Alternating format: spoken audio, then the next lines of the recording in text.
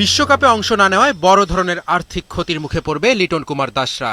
ক্রিকেটারদের মধ্যে যাতে কোনো ধরনের অসন্তুষ্টি না থাকে, তাই ক্ষতি কিছুটা হলেও পুষিয়ে দিতে চায় সরকার। যুব ও ক্রীড়া মন্ত্রণালয়ের নির্দেশ অনুযায়ী ক্রিকেট বোর্ডও একটি টুর্নামেন্ট আয়োজন করতে যাচ্ছে। প্রাথমিকভাবে টুর্নামেন্টের নাম ঠিক করা হয়েছে অদম্য বাংলাদেশ, যেখানে অংশ নেবে ৩টি দল। বিশ্বকাপ স্কোয়াডের সদস্য ছাড়াও আরও কিছু ক্রিকেটার খেলবে এই টুর্নামেন্ট। রোববার থেকে শুরু হবে ফিটনেস ক্যাম্প। টানা ৪ দিন ক্যাম্প চলার পর ৫, ৬ ও ৭ ফেব্রুয়ারি হবে ম্যাচগুলো। ৯ ফেব্রুয়ারি টুর্নামেন্টের ফাইনাল। সবগুলো ম্যাচই হবে মিরপুর শেরে বাংলা জাতীয় ক্রিকেট স্টেডিয়ামে। এছাড়াও কোটি টাকা খরচ করে জমকালো উদ্বোধনী অনুষ্ঠান করার পরিকল্পনাও আছে বিসিবির। অন্যদিকে ২-১ দিনের মধ্যে জাতীয় দলের চুক্তিতে থাকা ক্রিকেটারদের তালিকা প্রকাশ করবে বাংলাদেশ ক্রিকেট বোর্ড। ২০২৫ সালের কেন্দ্রীয় চুক্তিতে ২২ ক্রিকেটার জায়গা পেয়েছিল, সেটা বাড়িয়ে ২৭ করা হতে পারে বলে গুঞ্জন আছে। তবে এবার ক্রিকেটারদের আর বেতন বাড়ানো হচ্ছে না।